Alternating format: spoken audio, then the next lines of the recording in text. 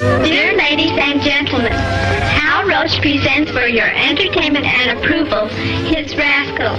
In their latest Our Gang comedy, we thank you. Hello, hello, hello. Hello, hello, hello. We hope you like our show. Hello, hello, hello.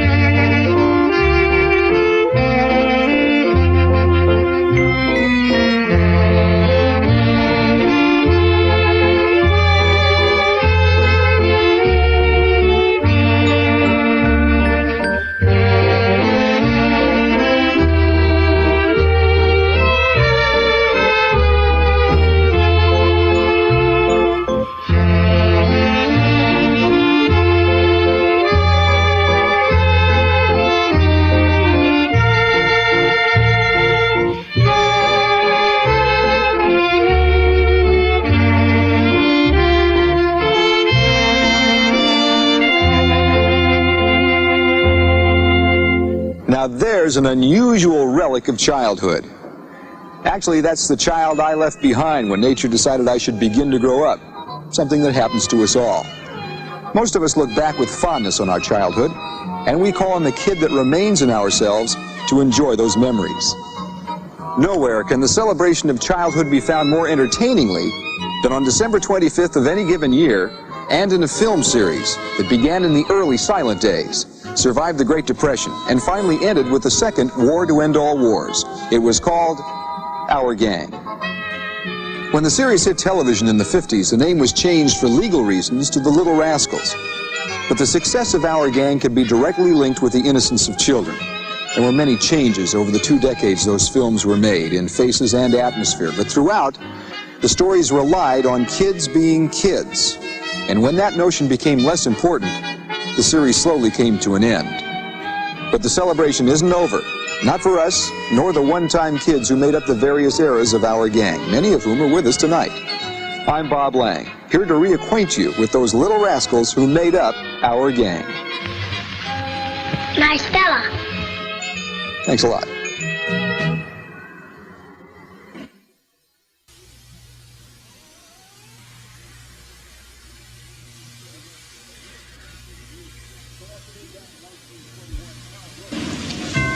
One afternoon back in 1921, Hal Roach, who for 7 years had been producing silent slapstick comedies, found himself staring out his office window at a group of kids in a lumber yard arguing over some sticks. Now, he'd seen kids before, obviously. He'd worked with child actors. But these were not trained children. These were real kids doing what kids normally do, rather than what grown-ups think they ought to do. And Roach stood there and watched them intently for a full 15 minutes before he realized what he was doing. Then he thought if he could get a group of these natural kids together to make some films showing the child's view of life, maybe he could make a dozen before the idea was finally worn out. In just over 21 years, 220 short subjects and a feature were produced. That's more films than in any other movie series. And Roach produced 169 of them. Not bad for staring out the window. Hal Roach, the man who created Our Gang. At 90, he explained simply what it took to be in the gang. What we looked for was kids that really knew how to act, natural actors.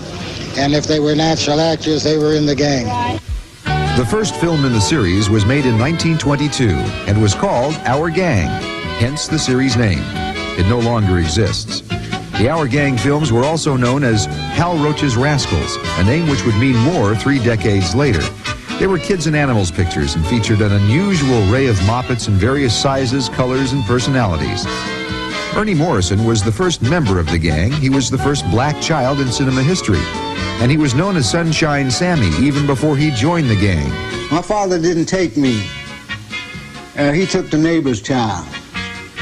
Now, the baby didn't have to do anything but not cry. So they couldn't get anything out of the kid because as soon as he hear that camera whirring, he'd look up and, he used to raise his dog. So somebody said, look, Joseph, said, don't you have a kid? He said, yeah. He said, well, bring your guy out here. He can't be no worse than this one. So they took me. I was just the opposite. Inquisitive, the big eyes, and wanting to know what was going on, looking up, smiling, and they got what they wanted. So one of the guys on said, Joe said, we ought to call him Sunshine. He said he hadn't bothered about crying and he even thought about crying. You ought to call him Sunshine. My father got home that night and he said, Sunshine. And he took Sunshine and he put Sammy behind it and got his copyright.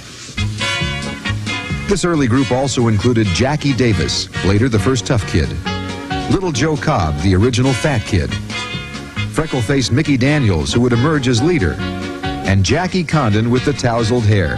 All the kids would be encouraged to let their hair grow long in portraying tattered street kids, making do with what they found around them.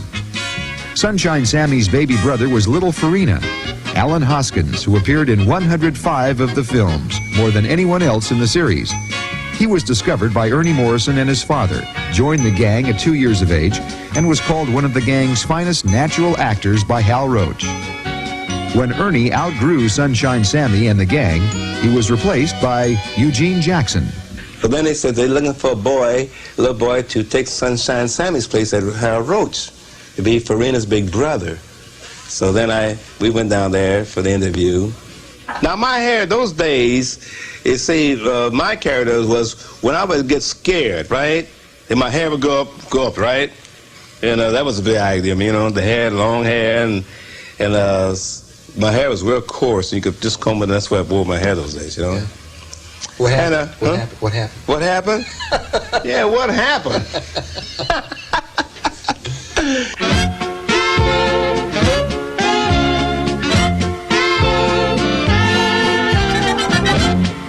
Tough kid Jackie Davis was pulled from the gang after only 2 years by his brother-in-law, Harold Lloyd, then a comedy star in his own series of Roach films, and sent to military school. But the most expressive personality and character most easily identified with was Mickey Daniels. Mickey was one of the funniest freckle-faced, red-haired boys you will ever find. And believe me, now, I don't say this because I knew him, but after leaving and looking at him, I realized just how funny he actually was. Then there were the little girls, the leading ladies of our gang. Gene Coleman, he was our still photographer, and a wonderful person he was. Then he brought his little daughter and put her in our gang, Mary Corman. Mary worked. She was one of the originals. Now her sister wasn't there at that time. She came later. Peggy Ahern, eventually to replace Mary as leading lady, remembers both Cornman girls. Well, you know, Mary was just before me, and of course Mildred I adored with the baby, and anytime I could hold Mildred and play with Mildred, I just loved babies. So I would try to get Mildred every time that she was on the set. But Mary was older, and I had respect for Mary. Bill Draper was assistant cameraman on the Roach lot, working with Laurel and Hardy, Charlie Chase, and our gang. He also recalls younger sister Mildred. She was very Dutch looking and very cute, very funny looking. And they wanted very badly to use her, but she found out as she cried, she didn't have to work. So she cried. And Bob would say that little so-and-so was crying Gene Corman out of $175 a week. Throughout the series, the gang included one resident fat boy, the first of which was little Joe Frank Cobb, who added greatly to the individuality of the early group. Joe stayed with the gang for 7 years, returned as a teen for 3 cameo appearances, and remained short even as an adult, about 5 feet tall. J.R. Smith, Mickey Daniels' freckled replacement. He was my closest friend in the gang. Of course, we were, I think, close to the same age, and we had similar likes. Young Joe was deeply hurt by the death of his mother, and a number of friends from the Roach lot looked after him, including photographer Art Lloyd and his wife Venice, shown here in this rare home movie.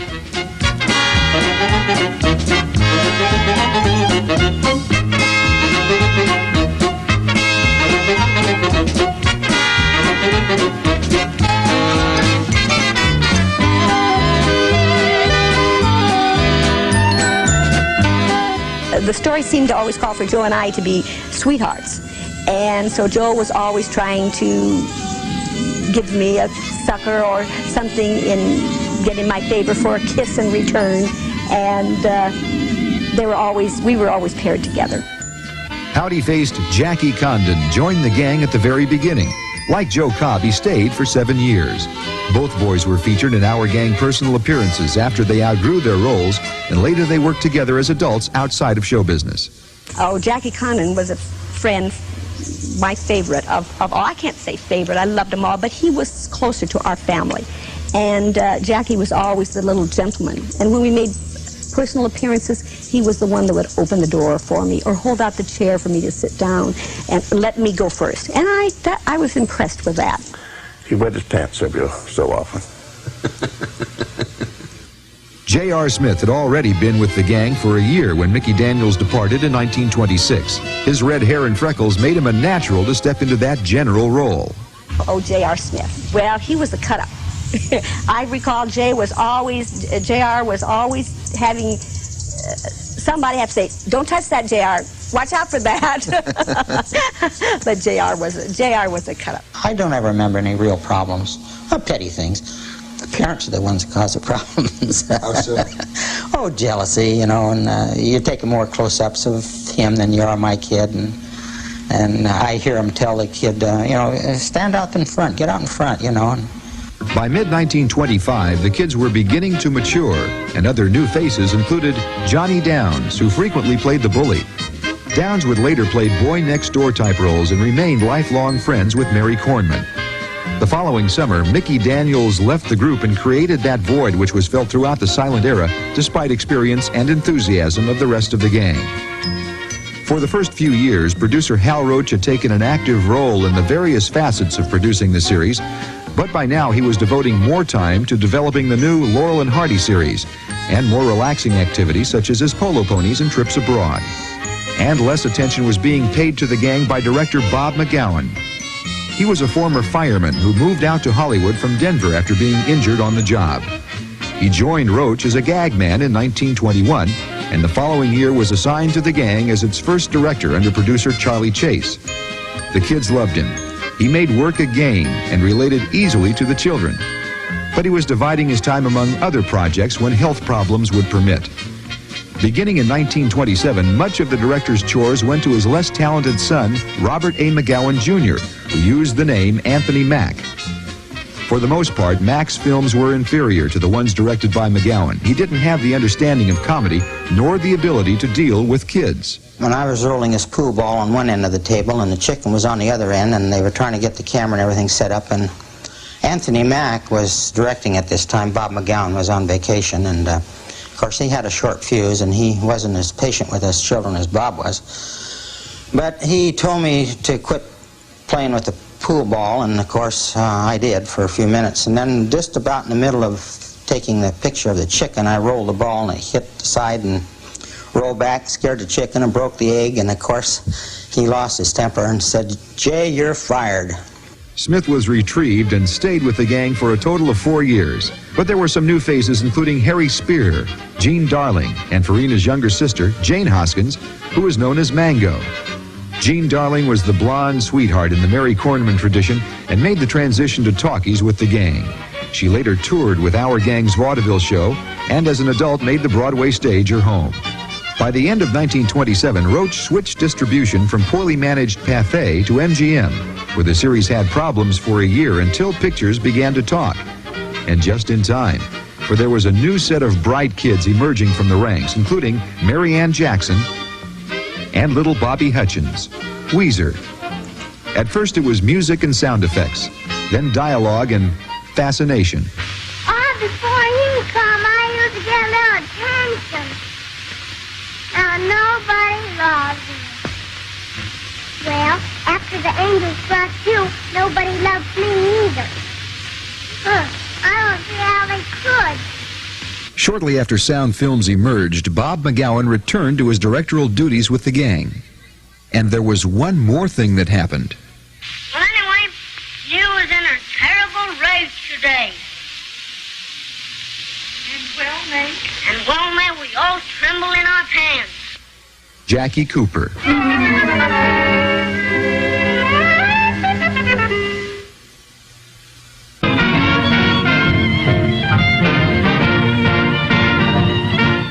Just a few short months after motion pictures began to talk, Jackie Cooper found a home. Hal Roach knew he had found a central character for the gang, one who was unaffected, genuine, and natural. Cooper was 7 and a veteran of silent and sound comedies. He was younger than his usual cohorts, Farina, who by now had grown into talkies, and 11-year-old Norman Chubby Cheney, who stood less than 4 feet tall and weighed 113 pounds. Roach cast Cooper as the good little bad boy, the one with the ideas that usually cause the trouble. He appears at ease on film in scenes like this with Edgar Kennedy, the perennial cop, apparently a grown-up little boy himself. That was a group of kids that are real to them, that are alive. No television, no electronics, no computers, no all this electrical and hydraulic world we live in. And I think it's a great escape for them, as well as for the adults who look at it as a kind of an art form that'll never be. There was the younger group of kids, too, usually the little brothers and sisters, and at one time or another, little Dorothy DeBorba was sister to them all. Her unofficial nickname was Echo. I'm gonna tell the teacher, let her cut off her finger. I'm gonna tell the teacher, let her cut off her finger. I'm gonna tell the teacher, let her cut off her finger. Hey, wait a minute. Only cut off one finger. Hey, wait a minute, only cut off one finger. Hey, wait a minute, only cut off one finger. Hey, wait a minute, only cut off one finger. Oh, shut up. Oh, shut up. You make me sick. You make me sick. I mimicked everybody, and I always knew everybody's cue line because of mothers giving me my cues for the previous, during the night before for the next day. So little Echo had the habit of doing things like this. But of all the girls, there was none so fair as June Marlowe, Miss Crabtree. Hey, you're pretty. You're almost as pretty as Miss McGillicuddy. All except in your nose. Gee, I wish you was a teacher. We'd like you almost as much as Miss McGillicuddy. Even with my nose? You ain't got such a bad nose. I guess they encouraged a kind of little love affair between Miss Crabtree and me, because I had a big crush on her and I adored her. And looking back on it, quite obviously, she, was affectionate with me and this and that, so that I would be in front of the other kids, as we were supposed to be on the screen, very protective of her and trying to hide my crush on her if they kidded me about it or anything like that. All the kids were smitten with Miss Crabtree. Now over there's the clothes closet. Mister. Well, little man. What is your name? And June Marlowe seemed, in turn, enamored with the talented children she worked with. This scene was evidently too cute to hit the cutting room floor. Watch Marlowe's reaction to Weezer. Mama wants Jack to come home right away. She's going to shoot Papa. Oh, who told you to tell me that? Jack, of course.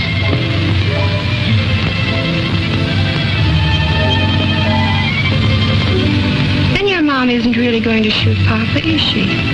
Of course not. She wants to tell Miss Walker about her operation.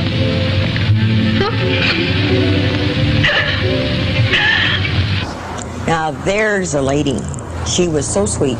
She was a very, very sincere, very kind lady. Lovely lady. Lovely, warm, nice lady. The Roach Ranch was located on Robertson Boulevard, north of the Culver City Studios in West Los Angeles.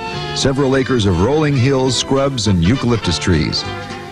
These scenes were shot off Robertson on the road leading into the ranch, which is subdivided today, and was the setting for a number of Roach films. It was a little ranch between Culver City and Pico Boulevard, where it's all residential area now, and it had everything up there. It had all of our equipment, all of Charlie Osby's equipment, and we had all our dogs and all of our special effects. And that was when the air was pure and you could go 24 hours a day in a t-shirt, and we spent quite a bit of time up on this little ranch. Morning, Miss Crabtree. Morning, Mary. Why, Chubby, I thought it was your turn to sit beside me today. I don't feel like sitting down. I'll ride on the running board if you don't mind. Oh, did your daddy tan you again? I'll say he did. Fluently. And there was little problem in those early days to film in the various Culver City area locations. Culver City and that area, Palms, so forth out there, wasn't that populated, and they didn't need permits. You went up and down the street and gave somebody a lunch if they wanted to come outside, and you used their property. The whole town was like a studio. People were accustomed to us, and they didn't pay much attention to us. But the cops were standing by if it's necessary. Little Bobby Hutchins as Weezer was beginning to develop as a comic actor. Well, what do you want? I guess I don't want anything. You'd go to play with Weezer, and his father would pull him away. Very competitive. I didn't get a satisfactory answer from my grandmother or my mother when she finally started to take me to work as to why, but he was to be left alone. I guess it was his father was going to make him a star or something. It obviously never happened like it did for Spanky and some of the other kids. And Matthew Beard was at first known as Hercules, but he was rechristened by director Bob McGowan as Stymie because he was usually in the way. It's a name he used for the rest of his life. In this scene with Shirley Jean Rickert, even Weezer has a tough time keeping a straight face. Is your mom home? She was over too scared. What did your mammy go out to get? She didn't go out to get anything. Where did your mammy go to get something that she didn't want to get? She went over to what street? What street? What street? That's what I'm asking you, lady. What street? What street? Again, I ask you, lady, what street? Now listen. They named the street after a man. What street? Oh, sure, I know. Hey, Stymie, didn't I tell you not to show your ignorance? But for all the spontaneous, gentle amusement from the kids, there was sentiment, and no one knows that better than Jackie Cooper. In Teacher's Pet, Jackie doesn't know he's run into the new school teacher and proceeds to detail exactly how he and his chums plan to play hooky, a common practice among members of the gang. I am Miss Crabtree.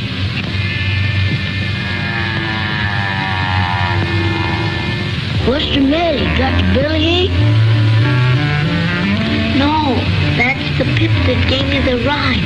And did I tell her everything? Oh. Earlier, Miss Crabtree had arranged for ice cream to be delivered as a treat to her new students on her first day in class. But he's banned from the classroom as punishment. The script calls for him to cry. My grandmother, I can remember this woman hovering over me like some big bird, you know, and so nobody would see, and pinching the inside of my legs and saying, "You're going to do this, you're going to do this right," and my not understanding why I was being attacked like this and crying. And then just before she left, she said, "Now, don't you stop crying," and she gave me a slap and backed out, and then he rolled the cameras, and Bob would say, "No, say the dialogue. Say, don't stop crying, but say the dialogue." Poor man, he had nothing to do with it, but I had a lot of instances like that with my grandmother, which made for a lot of hard feelings between her and me till the day my mother died, and then I didn't have to see her again, and I never did. Yeah.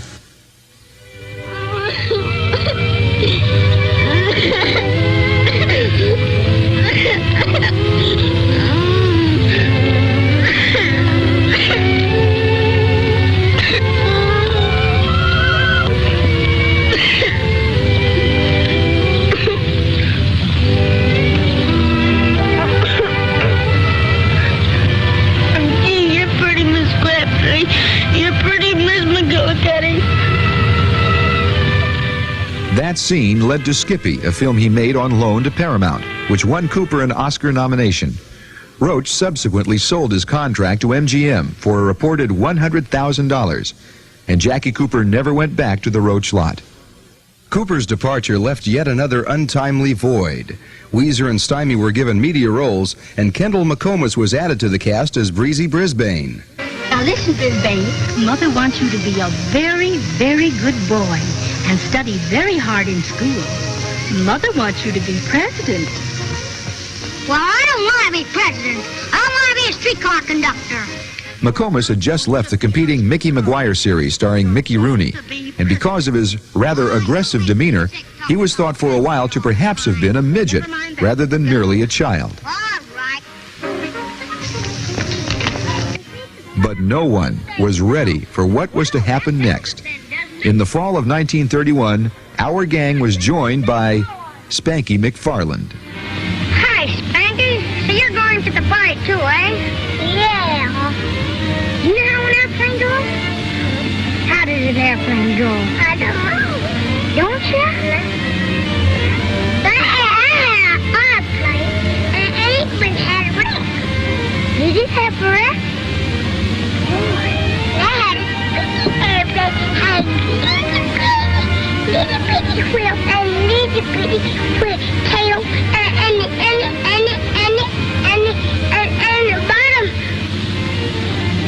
bottom, that bottom, that row. Did it? Yeah. And you know what the rat did? What? He climbed up.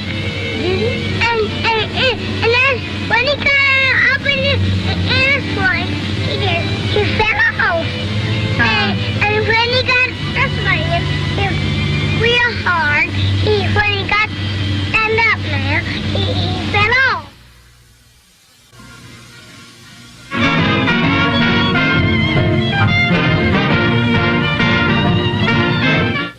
George Robert Phillips McFarland modeled baby clothes in Dallas, Texas. His aunt sent clippings to Roach, was summoned for a screen test, and became the most popular character in our gang. Hello, Baba. That's funny. Oh, look at this funny thing.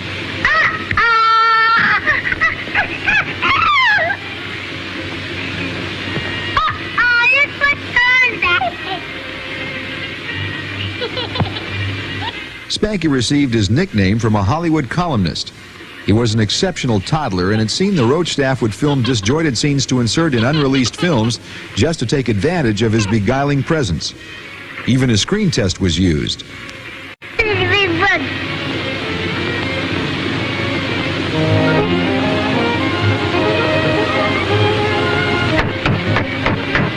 Today, whether George or Spanky, McFarland is the leader he was later to become in relationship to the gang. Very direct and in charge. Dialogue wasn't really a lot of problem because when you were very young, you didn't have any. And it was mostly visual stuff. And they would just turn the camera on, and the director would direct you from beside the camera and attempt to get you to do what he wanted you to do. A lot of times that was also done, like in my early films, in the one film which was part of my screen test, where I was trying to hit a bug.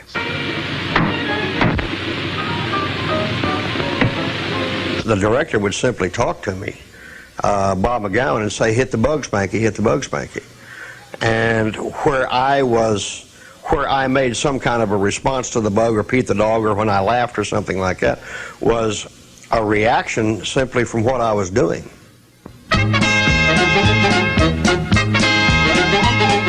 Here's a rare glimpse of Spanky, the real little boy, caught in a home movie taken by Roach head photographer Art Lloyd on a spring day in Southern California.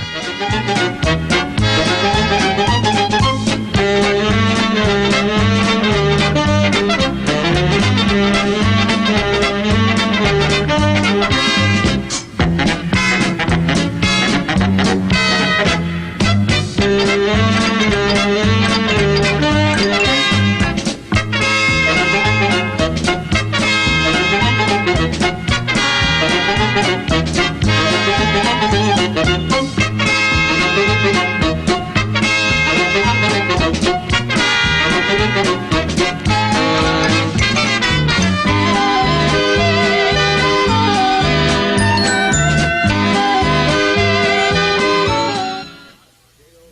These are Jodhpurs. That's Jodphurs. And this was my first outfit. And I don't know what kind of a shirt I wore, but instead of the beanie, which I graduated into or evolved into, my first hat was a tam, was a Scottish tam. And I wore that on the side of my head. Well, of course, it won't go over now, but maybe I can give you an idea. Let's see, how will I work it here? I wore it kind of like that when it would go over my head. Little Spanky was nothing if not resourceful.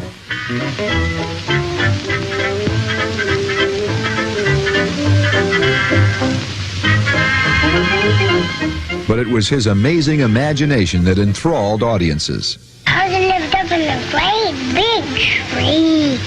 He couldn't talk to nobody. All he could say is, ooh, it's like a hillbilly on the radio. Remarkable. It was like the monkeys there, and they had on full overcoats. They all went like this. One day, a girl got lost in the woods, and her name was Jane. Tarzan liked her, too. And then he made monkey sounds for her. He went like this.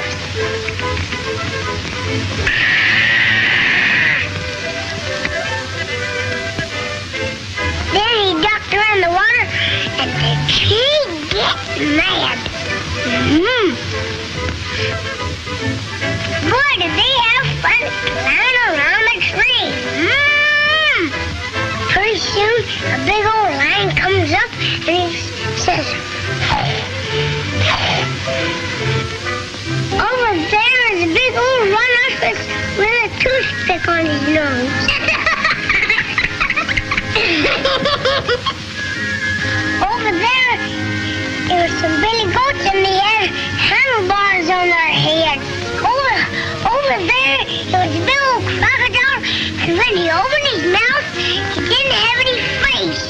He only had tonsils. Remarkable. Shut up. And he stabbed him right between the eyes, and he fell there, down there, and he got up, and he ran away way off behind the bushes. Remarkable. Can you say anything but remarkable? Yeah. I love a Pete say it. Remarkable.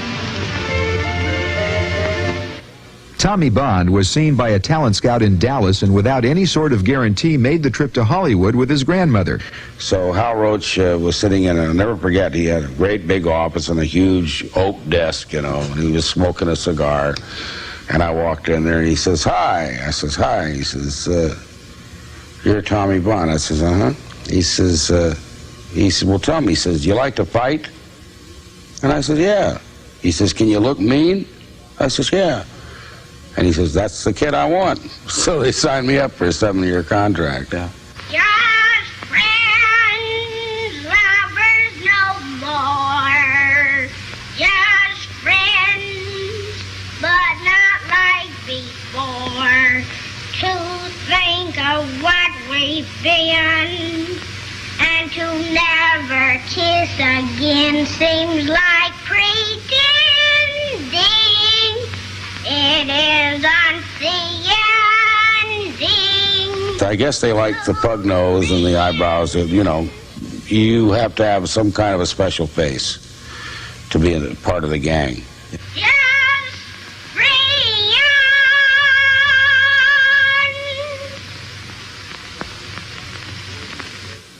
Spanky, Stymie, Dorothy, and the rest were scrappers from the poor side of town. But now it was the Depression, when day-to-day existence was as much a chore as understanding an artichoke. I don't know what this is, but I'm gonna tackle it.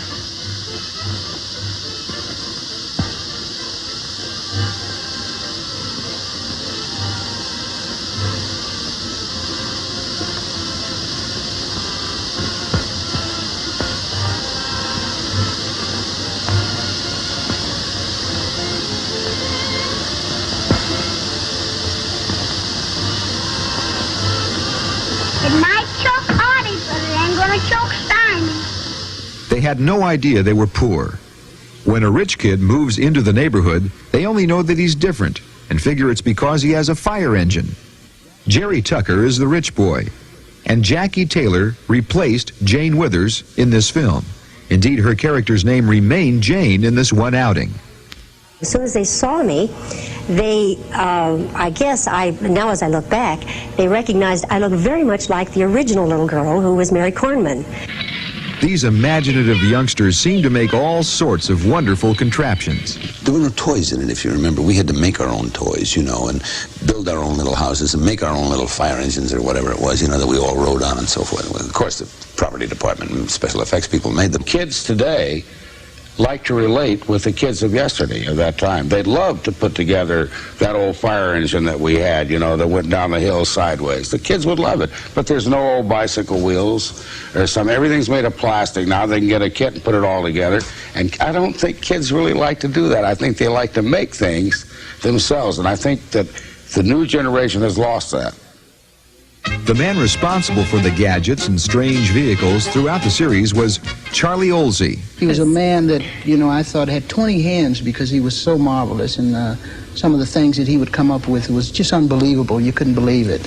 Charlie Olsey was a genius. He invented and made all these gadgets that we used. And I think he directed one time. He was sort of an assistant director. Olsey joined Roach at the very beginning, first as property man, then as technical assistant and assistant director. He and McGowan had worked together earlier at Universal. He stayed with the Roach Studios for nearly 40 years, specializing also in wire work and creating special effects in some of Roach's topper pictures. The man behind the camera, who was also to stay with Roach throughout his career. He was one of those cameramen that didn't have sense enough to be afraid once in a while. He climbed out over the edge of a 13-story building one time, shooting down at the street. He was so intent on getting his picture lined up that he kept crawling farther and farther. I took a hold of his belt and pulled as hard as I could pull, because he didn't seem to know that if he passed the center of gravity, he'd go splat. But he was that way. Yeah. A good cameraman is that way, by the way, and I was not a good cameraman. If there was danger, I'd run. Our gang was always amassed with various animals, including goats, mules, and monkeys. Tony Campanero handled these animals. He had a monkey by the name of Rosie, and if Rosie wouldn't do what he wanted to, he'd put a rock in his hand. There'd be an SPCA woman standing by, and he'd say, "Nice, Rosie." He'd bang her on the head with his rock. Then he'd pretend like he was kissing them, and he'd bite their lips. Nice guy. Oh, yeah. But the animal with the longest running role was Pete the Pup, trained by Harry Lucene. Not to follow me. Oh. Listen here, Petey, old timer. Dogs ain't allowed in school, and don't you follow me. Understand? Actually, there were a number of Petes seen throughout the series, and sometimes more than one at a time. The older Pete had to circle around this side. The younger Pete had to circle around this side. And were the younger Pete's direct offsprings of the older? Yes, supposedly. As far as, that's what I thought. Pete was a papa, and Harry Lucene was their trainer. And Harry was very good with us children, too, because, he had to work with the children as well as the dog. Yeah. Remember one weekend he said to my mother, "Let Jackie come out, because we want to play with the dog, you see, and that would distract the animal and also waste some of the production time." Yeah. So he took me for the weekend. He lived out in the valley out there when the orange groves, had a little ranch and orange trees and horses and chickens and ducks and geese and the dog. And the dog slept with me, and I had one of the great times of my life. I can remember it very, very well. Well, he was our family dog, all of us. That he put up with all of our childhood petting and mauling, and he was a real good-natured Pete, and so was his offspring that took his place when Petey retired. During this period, the gang leaders included Dickie Moore,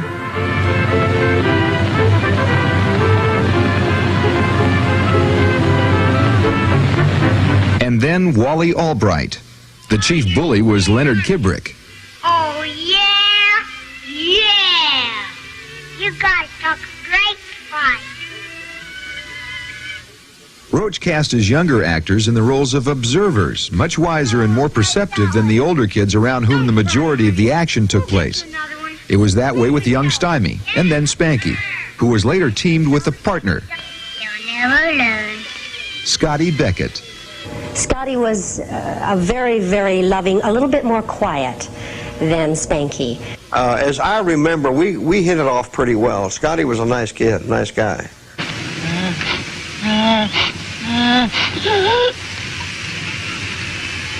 Thank you, gigantically. It's a pleasure.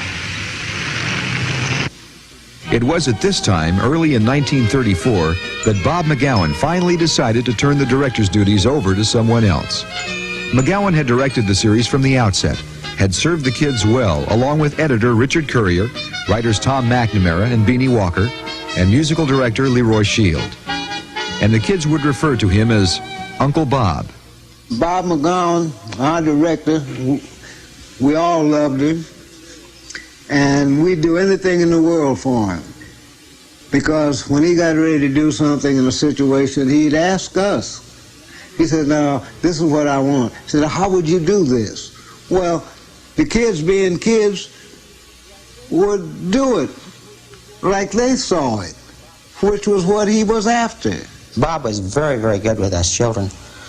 And he just had the patience, and he could coax things out of you. And he very, very seldom lost his temper. He was one of the greatest directors for kids, you know. And he was nice, and he loved us. I mean, tell me about your Uncle Bob. Oh, a sweetheart. Now, this is Bob McGowan we're talking about, the director of the series. I know. He was sweet, and he was such a nice man to work with.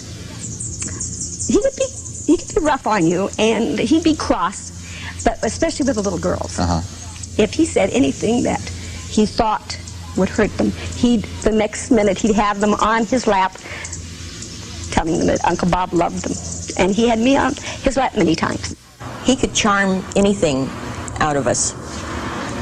And a lot of times now you'll notice with Stymie, you'll notice his eyes move from side to side, and he's watching Uncle Bob because Uncle Bob's behind the camera moving around. What he got from us, commanded but never using that kind of word, was respect.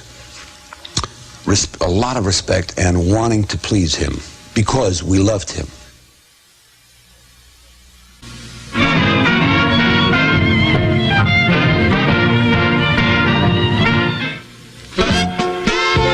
Willie Mae Taylor had the role in 1934. Stymie's younger sister, Carlina Beard, was the first a couple months earlier. But that little smiling brown face in the lower left belonged to the buckwheat audiences came to love. We had a lot of fun together. Like a family. Just like a family, right. And you played together and you laughed together. School together, played together, right. Right. Was going school on the lot very tough? No, it wasn't. We went about 4 hours a day and worked 4 hours. How did it feel seeing yourself on the screen? I enjoy it. Billy Thomas was buckwheat for over 11 years. Like Farina, the character was named after a breakfast food and was dressed in oversized shoes, knit dress, and rags in the hair. We never knew if either character was male or female until it became obvious.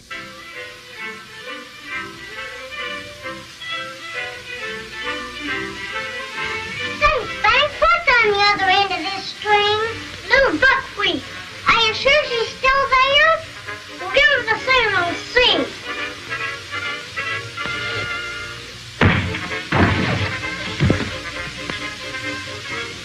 Yep, she's there. William Thomas Jr., Buckwheat's son.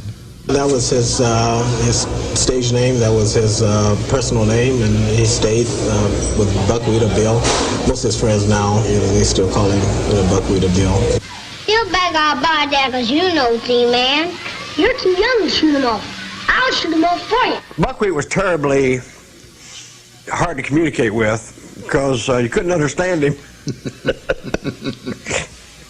But Bucky was shy more than anything.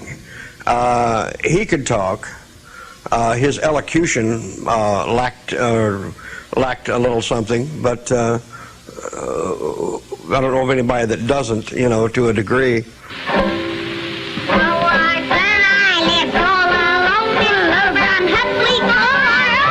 The following year, a pair of hillbilly brothers from Illinois visiting relatives in California received bit roles in an Our Gang comedy. Carl and Harold Schweitzer. Carl became Alfalfa. Carl was 9 months older than I was. That was his name, Carl Schweitzer. And he was prone to getting into trouble, not serious trouble, but pranks on the set, so forth and so on like that. Alfie was, I think, really a misunderstood kid. He was very bad in school. And it wasn't that he wasn't smart, he just hated school. Wonder what's keeping Spank? I don't know.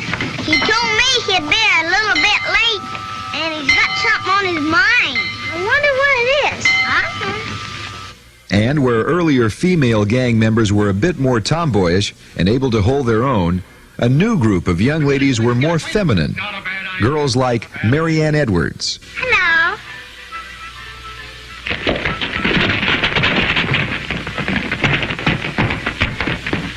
And Darla Hood, known at first as Cookie, a name which just didn't take hold.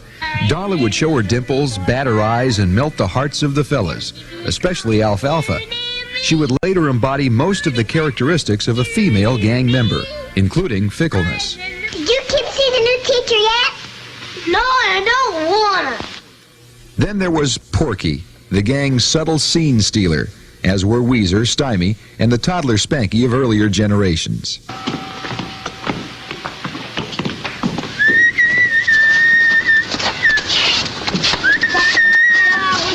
And like the earlier team of Spanky and Scotty, he became half of the younger set team that caused a lot of the action or had the problems all figured out long before the older kids. Sure does get spooky here at night. Who did it?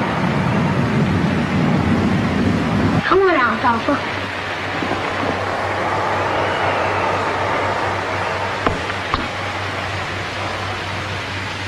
Goodbye, Buttley. Bye, Barky. Bye. Indeed, he assumed the role of Spanky, while Spanky himself, interacting with Alfalfa, became a new character altogether. Come on, Alfalfa. Porky was born Eugene Lee. His name was later changed to Gordon after his Our Gang director, Gordon Douglas. And his career began at a very early age. How old are you, Porky? Huh? I said, how old are you? So. By the mid-30s, music was playing an increasingly important role in the gang's pictures. That's Roach musical director Marvin Hatley on the podium. Clown on Broadway.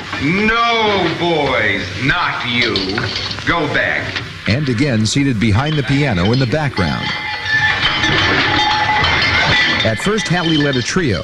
For Laurel and Hardy, he conducted 35 musicians, and up to 65 musicians for larger films like Captain Fury, for which he won an Oscar nomination in 1939. We'd record right on the set. We didn't go down to a big recording studio and go through all that. But to sit down on the set, and I just played the piano, maybe it had a couple of other musicians. I can't even remember what we did. It's been so long. Yeah. In Mike Fright, made in 1934, the kids make do with what they found around them. Bottles, cans, penny whistles, and so on, in keeping with the poor kids' rich and enthusiasm concept that made the earlier films so endearing.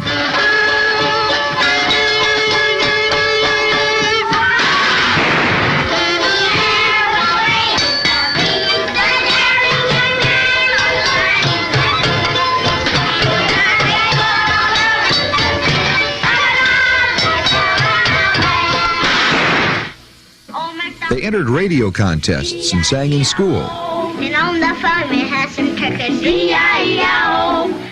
These are the Cabin Kids, a professional act represented by the Meglin Talent Agency. butt. Bitty, bitty, bitty, bitty, you piggy there. Gobble, gobble, gobble, gobble, you gobble there. They put on shows for the neighborhood kids out in the barn. Yes, there were barns at one time in Los Angeles.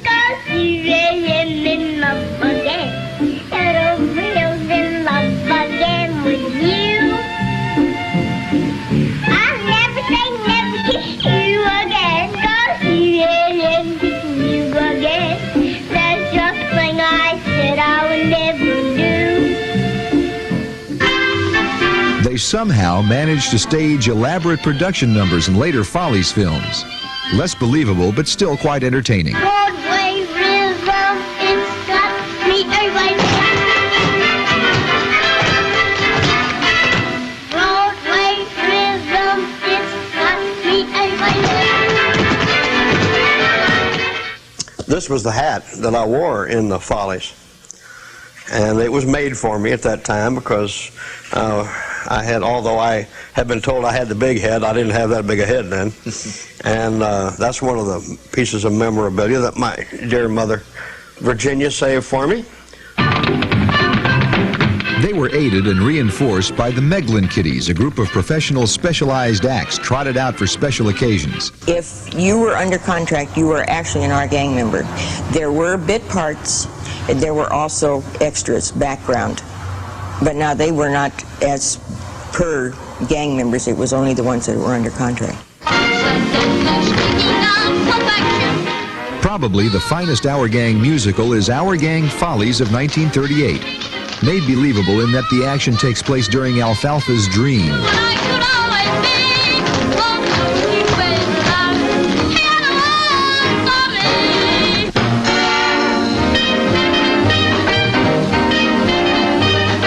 But without a doubt, the most memorable musical moments belong to Me. Alfalfa. If there's a cloud above. Carl Schweitzer's mother insisted he possessed a sweet voice in reality, that as a youth he sang in his church choir. Indeed, it seems implausible that someone could sing quite that badly if not on purpose. Oh, the object of my affection can change my complexion from white to rosy red. However, the question remains, was Alfalfa as bad a singer as seen in the Our Gang pictures? He certainly was. He thought he was good, though. That's the point. Yeah. He had all the confidence in the world. You know how he was. Believe me, if all those endearing young charms I gave on so fondly today were to change by tomorrow and fleet in my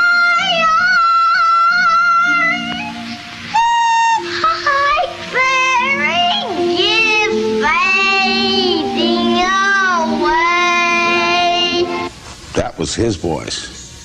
And they just said, sing, Alfie. And he probably thought he was singing good, you know. And he'd sing a song and strain and the whole bit, you know. They loved it. They just loved it.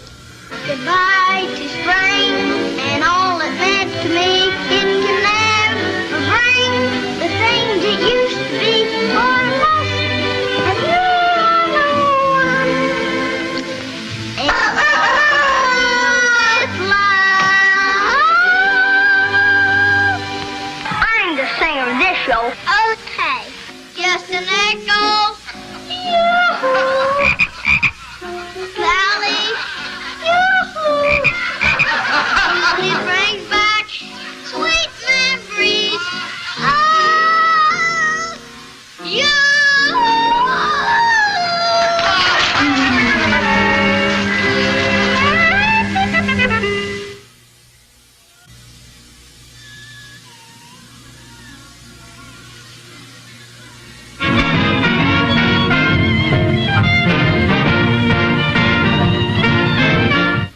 Between 1934 and 1936, Our Gang was being directed by a former cartoonist, Gus Mines. By the time Mines left Roach in a clash over production policies, he had directed some of the finest films to come out of the studio, including Babes in Toyland for Laurel and Hardy. Gus was delightful along with the others. He was just like our foster father. What he said we did. He did it with fun and humor. He had a loving way about him, and all the directors had a way of bringing the children out. They had a way of us enjoying what we were doing, but at the same time they were having fun with us. Gus Mine's a wonderful director, had a wonderful personality. He knew just how to handle kids and get along with them. Gus Mines later committed suicide. Poor Alpha, he's in love again. Yes, ain't it a shame? Young love, a most marvelous and entertaining and inventive pastime.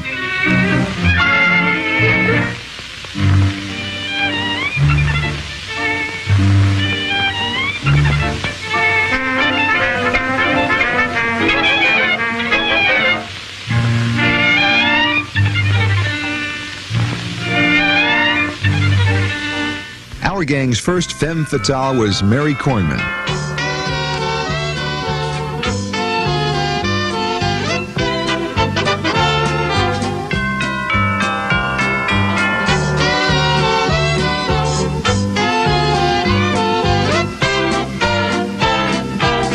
She and Mickey Daniels returned to the gang as young adults. Hey, what are you? Well, I'm the teacher. Teacher? You're the teacher, and I'm the truant officer.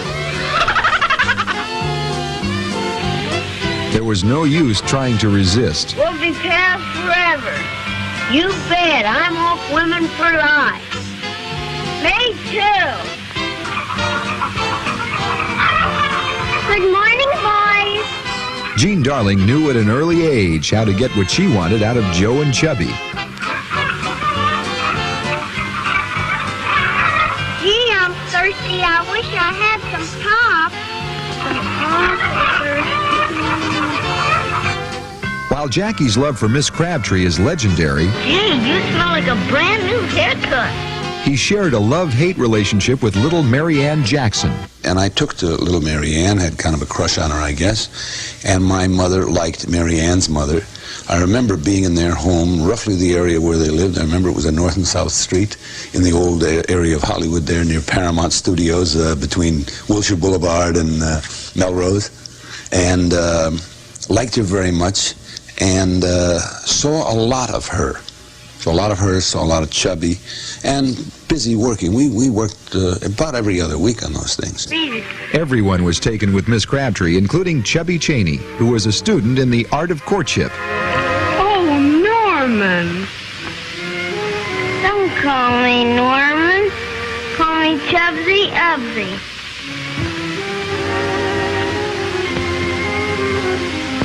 Hey, Wally, here comes your girl.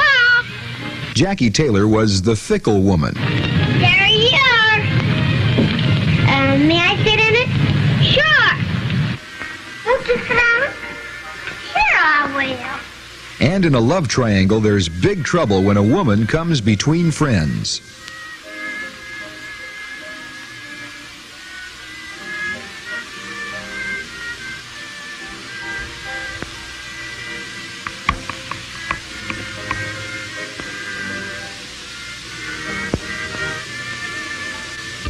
It becomes apparent that this love business is getting out of hand. Here, Henrietta. Oh, thank you. Oh, Walter, will you be my Valentine?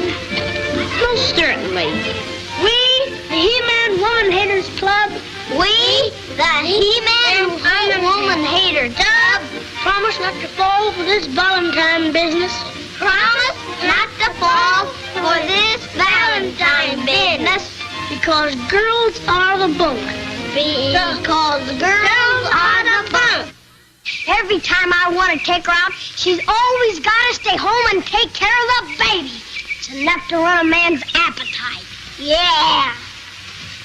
Maybe she's got another fella. She ain't neither. No. She's my girl. Yeah. Why? She's so proud over me that she wouldn't even look at another man. Waldo, wouldn't you love some chocolates? I'd be delighted. Darla Hood brandishes the worst insult of all.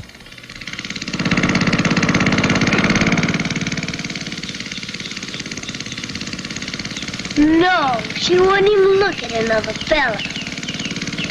No. But believe it or not, there's a far worse menace than capricious women. It's Butch. Wait a minute. Butch wants to talk to you. Who's Butch? I am. And starting Monday, I'm the big shot around this place. See? He was with the gang a few years before I joined it, and then he left at the same time, about the same time I did. And then I remember Tommy telling me that they invited him to come back and play the tough guy. And he said he thought that'd be fun, since he really wasn't a tough guy. Yeah, well, Leonard Kilbrick played Butch originally, who was Sidney Kilbrick's brother. And then when he outgrew the part, they wanted to find another Butch. So they said, well, why don't we use Tommy? He's got a great face and everything. If we can act mean, he's got it. So I got the part. And his brother, Sidney Kilbrick, became my sidekick, who was known as the Woim. Yeah. Right? So then I was Butch. Hey, you! Come here, I want to talk to you. Can't you see I'm busy vocalizing? Speak to my manager. Manager? Yes, you got to see thank you, Mr. Butch. Well, where is he? Just a minute, I'll see he in.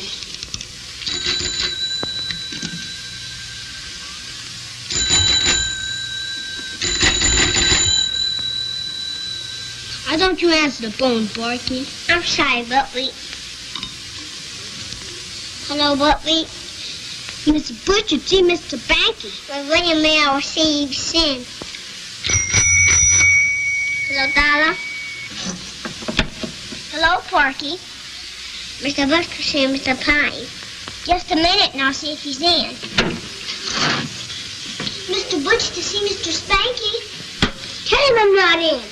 So you're not in, huh? And where are you? Eluding Butch and the Woim got to be a regular habit. Stay with me, fellas.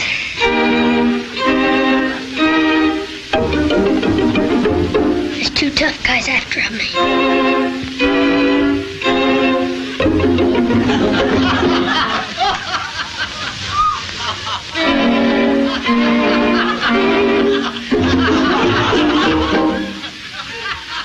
Hiya, pal. Then there was the daily grind of going to school. Children, I'm Miss Lawrence, your new teacher. Board of Education was the single Oscar-winning short for the series and was the first to be directed by Gordon Douglas. It wasn't the most outstanding film of the series. Indeed, the earlier school day outings featuring Miss Crabtree and Jackie Cooper, as well as 2 or 3 dozen others to date, were much superior. What couldn't be topped, however, was the real education provided the young actor students of our gang. Wherever they went, they found a schoolroom, even if it was just a table and portable blackboard on a soundstage.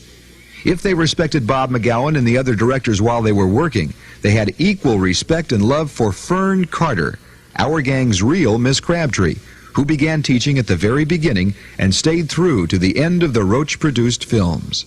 We all went to school there at the studio. Fern Carter was our teacher, but she was a teacher with the Board of Education. She taught 1st through 6th grade, 3 hours a day.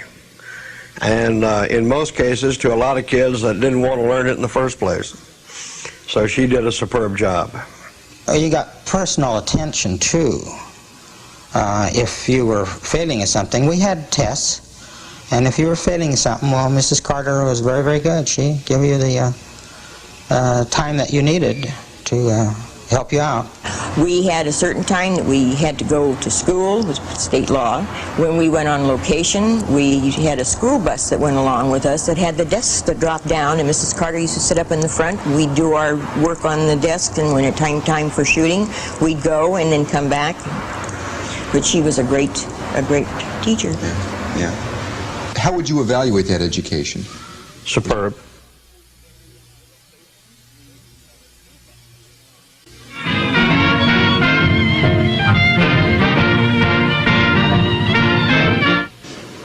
Each era of the gang had its resident fat boy, pretty girl, young tag-along, black kid, tough kid, freckle kid. There was the all-American type, the worldly and wise youngster, the love interest, the sidekick. They were all there at one time or another, sometimes more than one of a given type. The 5 main black kids, Sunshine Sammy, Pineapple, Farina, Stymie, and Buckwheat, are among the most endearing of the characters. They all turned in some of the series' finest comedy moments. Sadly, some of their best bits are not likely to appear on television. The current TV distributor of The Little Rascals, King World Productions, apparently sensitive to the way motion pictures have portrayed blacks in general, have deleted certain films entirely from the series or have eliminated questionable scenes. This censorship has taken place regardless of whether or not the expurgated scenes are essential to the plot. And they include some of the best films in the series: Moan and Groan Incorporated, Little Daddy, and The Kid from Borneo, in which Spanky mistakes a sideshow wild man for his Uncle George. Innocent though they are, they've been shelved. Say, what's Pop talking about? About a third of Anniversary Trouble is gone, the part where Spanky disguises himself as buckwheat. And Little Sinner, admittedly one of the weaker entries, has been chopped in half and makes little sense. In its sensitivity, King World has avoided offending one's sense of human decency, and instead has offended one's sense of creative integrity. Still, King World has a point. Ethnic humor was popular during the 20s and 30s, but does not play well today. And there were some insensitive films in the series, such as A Lad and a Lamp, complete with watermelon and other stereotypical gags. For the most part, the films appeal to all ages, but the intended audience today, after all, is children.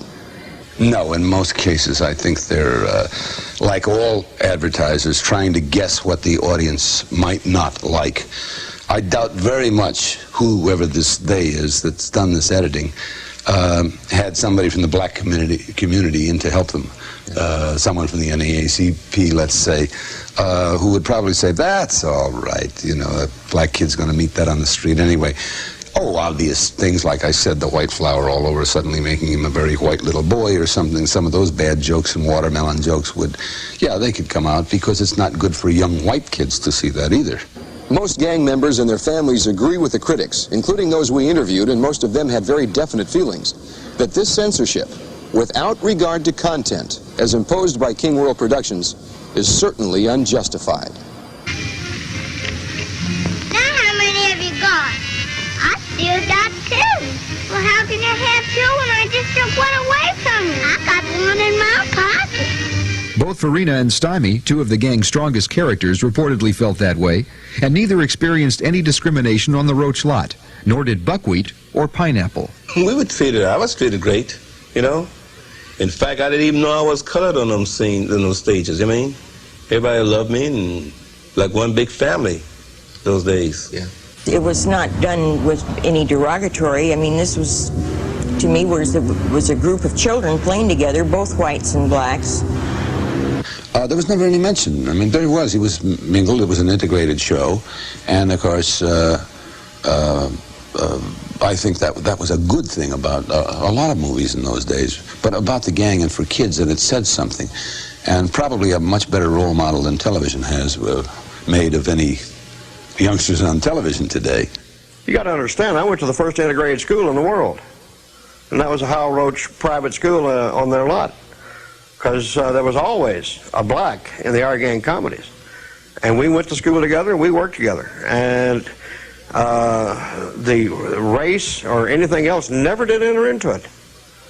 It never entered into it. And of Hal Roach himself? Hal? Oh, the man was colorblind.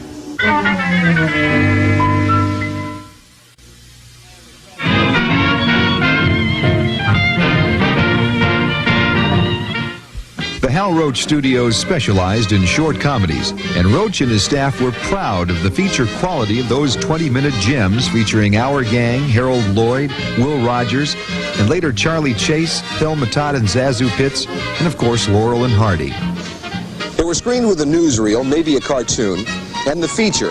Now, the larger film companies like MGM, which was distributing the Our Gang shorts, would engage in block booking. That's where they'd say to theater owners, here's our feature and here's our short. To run one, you must run them both. By the mid-30s, it was costing much more to make a short, so economically it made sense to discontinue them. Roach's people were geared towards short comedies, and Our Gang was Roach's last series, but also his favorite, so he wasn't ready to give them up. He tried them in the longer General Spanky without much luck. He'd be more successful with Captain Fury, Brian Ahern's Adventure Yarn, Laurel and Hardy's Way Out West, and later 1 Million BC and John Steinbeck's Of Mice and Men.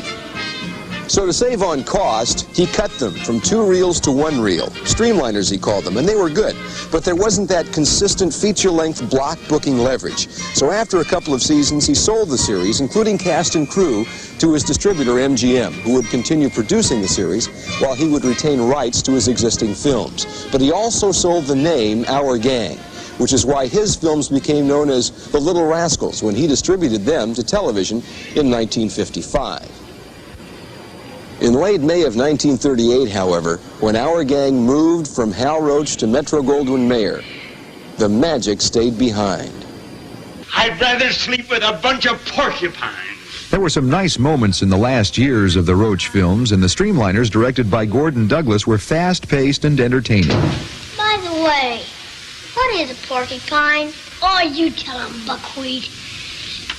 Oh, Porky, you tell him. Oh, I don't know. Tell us song!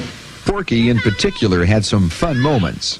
1, 2, 3, 4, 5, 6, 7, 8, 9, 10, 11, 12, hey!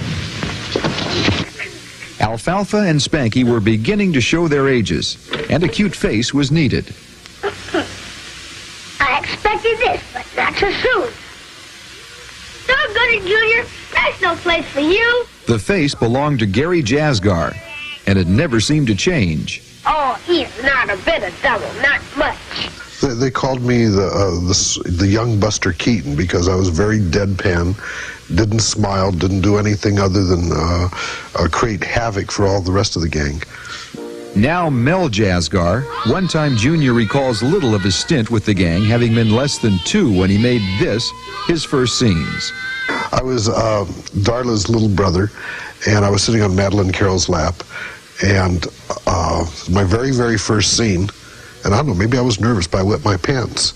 And they had to shut down production for 3 hours until everybody dried out. They didn't have things like dryers or hair blowers in those days, so from then on, they made my parents buy 2 sets of costumes for me for every scene, so that in case we should have that kind of an accident again, that we'd be able to change and start production again a little bit faster. MGM also featured Darwood Kay as Waldo, and Shirley Coates, cast as the Plain Jane, was rather insensitively christened Muggsy. Some new characters were introduced during the final years. There was Billy Laughlin, who was Froggy, and would become a central character.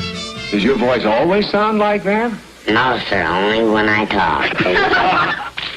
And Janet Burston replaced Darla Hood, who had graduated as Our Gang's sweetheart. Mickey Gubitosi joined as the cute tag-along when Porky Lee departed. Spanky remembers young Mickey as kind of a whiny kid. He talked whiny, and he was the only kid, the only actor that I had ever had anything to do with that could cry on cue. He had that talent. At 2, Mickey performed in New Jersey with his father and sister in an act called The 3 Little Hillbillies. At 5, he joined the gang, anglicized his name at 8, and later was featured in the Red Ryder series as Little Beaver, which he's called the commode of his life. He was a nice little Italian kid, and that was the one exception of socializing, is that our folks and his folks got along very well, and I got along well with Mickey. Of course, I was much older than he was. And they used to come out to the house all the time when we lived in the valley in Van Nuys. And his mother and dad would come out and cook spaghetti. Bobby Blake is today, of course, Robert Blake, and a much better actor than when he was, as he puts it, a child laborer. Frank and outspoken, he now says he was unhappy as a child. If I hadn't been on a set, he says, I would have been grumpy wherever I was. Please, Mr. Matt, don't send them to jail this time. They didn't mean to be naughty. We didn't, honest. If Bobby Blake had anything to be grumpy about, it was scenes like this. Dog, I can see now that that's where we were wrong. If we'd been more careful and learned everything about it, we wouldn't be here, disgraced and in trouble. The MGM pictures became vehicles for moral messages. Gang, the newspaper says the Red Cross needs money. Let's Get our pennies together and send them in. It's a very good cause. Now repeat after me. We all promise to stick together. We all promise to stick together. Earlier, we were cleverly offered membership in the Secret Order of the Winking Eye, the ancient and honorary order of the Woodchucks Club Incorporated, the Secret Revengers Club. March, march, April, April, and etc. and so on. Etc. and so on. High sign. Now it was one for all and all for one. Now, this is a high sign of brotherhood. And this is a sign of trouble. Now, if you ever see a member do this sign, you gotta help. Because our motto is one for all and all for one. They were still called Our Gang comedies, but they weren't funny. The charm was gone. The credibility was gone. While MGM made some marvelous musicals in the 40s, the Our Gang films weren't among them. Compared to the Roach-produced Follies films, they thrived.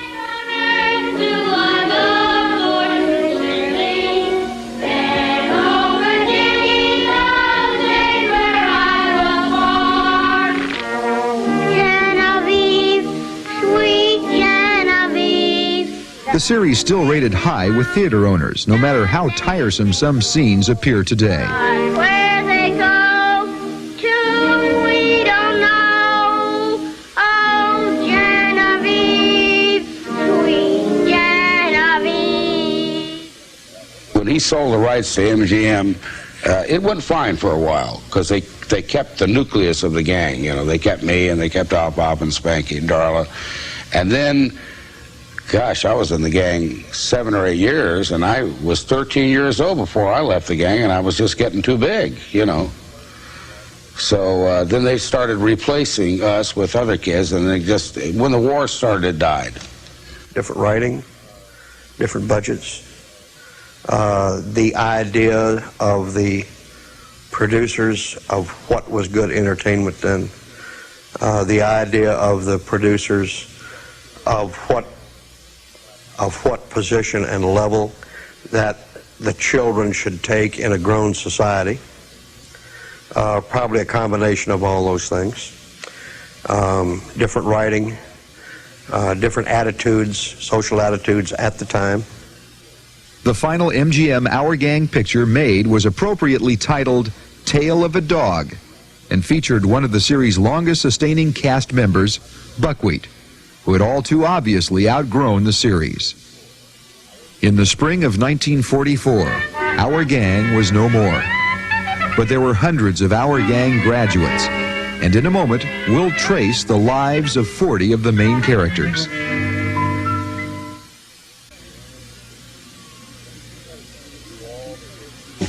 If you had a chance to do all this over again, would you do it? Why, certainly. I'd be glad to do it all over again. Not even going to think about that question, huh? No, I wouldn't even think about it. Yeah. No. Yeah. Ernie Morrison, Sunshine Sammy, the first featured Our Gang member, worked in vaudeville and B films, including the East Side Kids series after leaving Our Gang. As an adult, he worked in the aerospace industry.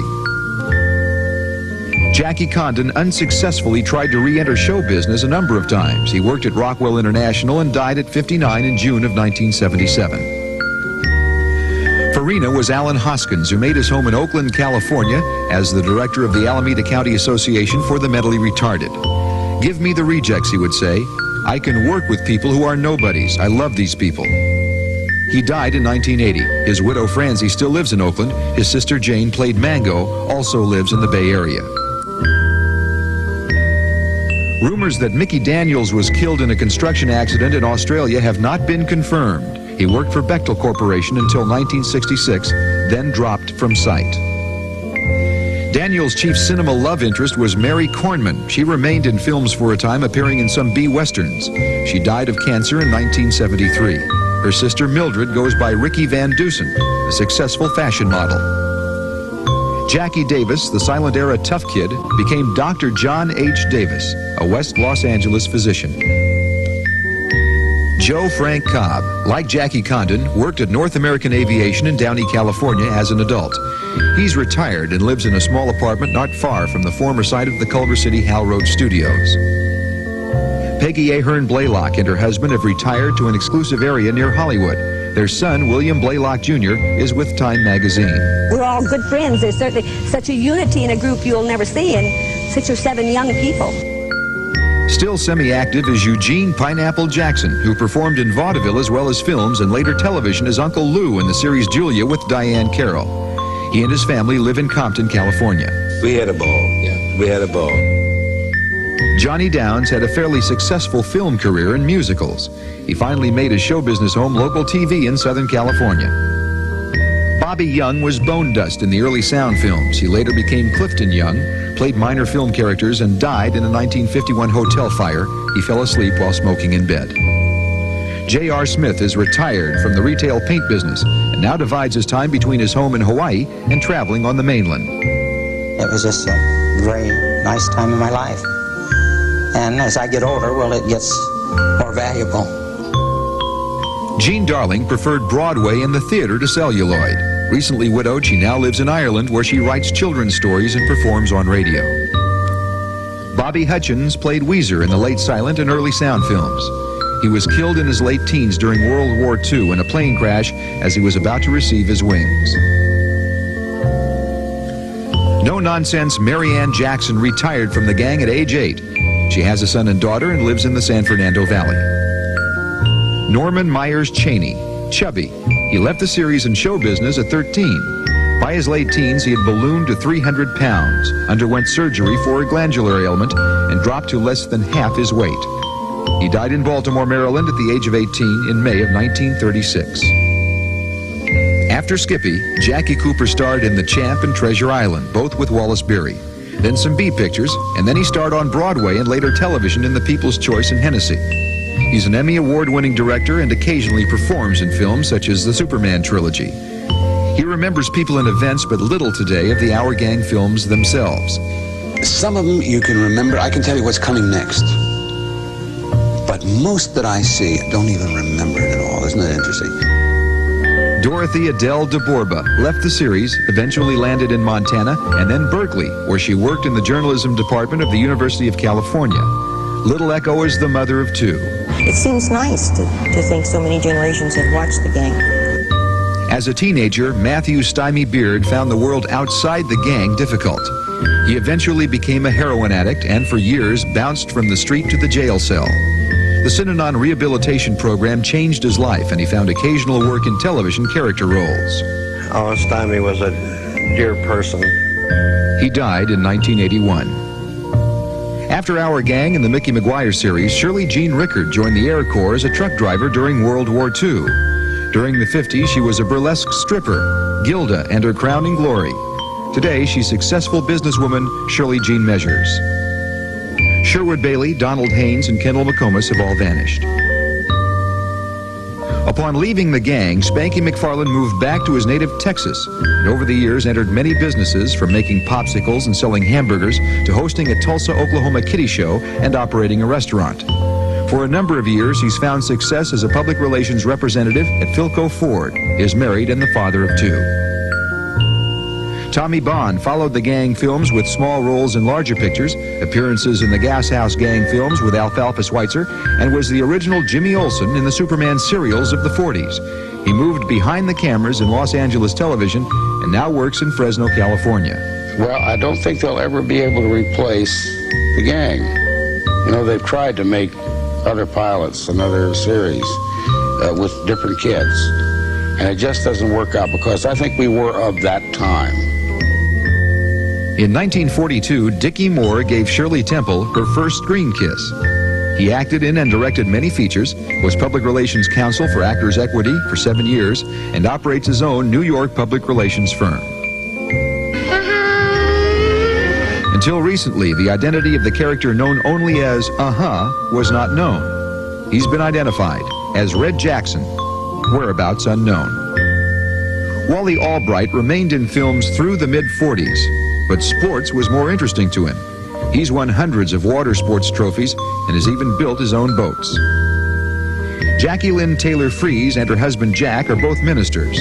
They've co-hosted the syndicated Little Rascals Family Theater for some years and are among the most active in perpetuating interest in the series and information on former gang members. I'd love to do it again. It's more fun talking about it now and what it's done because we were one of a kind. Scott Hastings Beckett attended the University of Southern California and made film steadily into his 20s. He was the Space Ranger sidekick to Rocky Jones, the early TV series. Twice divorced with one son, he drifted into the drug world. In 1968, after suffering a serious beating, he died of a probable suicide at 38. Leonard Kibrick was the original bully of the talkies. He continued to act until entering the service, later became a talent scout, and is now a San Fernando, California building contractor. His brother, Sidney Kibrick, was also a heavy, the Woin, and he's also a Los Angeles area developer. Billy Thomas played buckwheat for most of his decade with the gang. Rumors of his death in a plane crash while flying emergency rations to Biafra were false. He'd been a film technician with Technicolor for 20 years.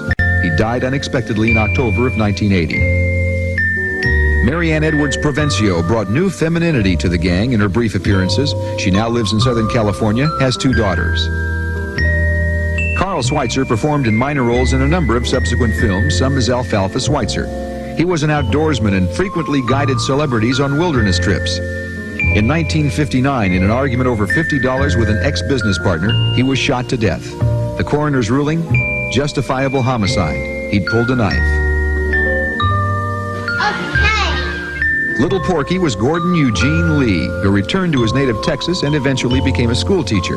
He now lives with his family in Boulder, Colorado, where he also restores antique cars. And somewhere along the line, he grew to 6'4". After departing from the gang, Darla Hood remained in show business, forming a musical act and later appearing on radio and TV, and more recently on TV commercials, where she utilized her 3-octave voice range. She died in 1979. Waldo was Darwood Kay, later Darwood Smith. Following a stint in the Army, he became a Seventh-day Adventist missionary and is today a minister in Michigan. Gary Jasgar was known as Junior. Today he's Mel Jasgar, owner of a retail spa business in Southern California. He's married and the father of a son and daughter. Did he ever consider re-entering show business? I don't think so. I was never really in show business. When you retire from showbiz at the ripe old age of 2.5 or 3, I mean, you don't really consider yourself having that much grease paint in your blood.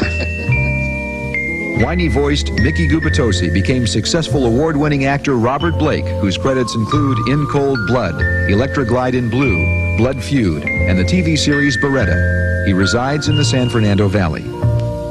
Billy Laughlin was called Froggy because of his deep, gravelly, trick voice, which was a main part of his character. In the early 50s, while still in his teens, he was riding double on a motor scooter, which lost control and crashed. The driver escaped serious injury. Froggy was killed. Hal Roach, the man responsible for our gang. Hal Roach Jr., the son who took the helm on Roach's retirement, died in 1972 at 51. Roach himself, widowed in 1981, was living comfortably well into his 90s in Bel Air, California. Did he ever dream our gang would be the success it was? I never had that good a dream, no. The Roach Studios were demolished in 1963 to make way for an automobile showroom. This plaque in a patch of lawn on the corner is all that's left.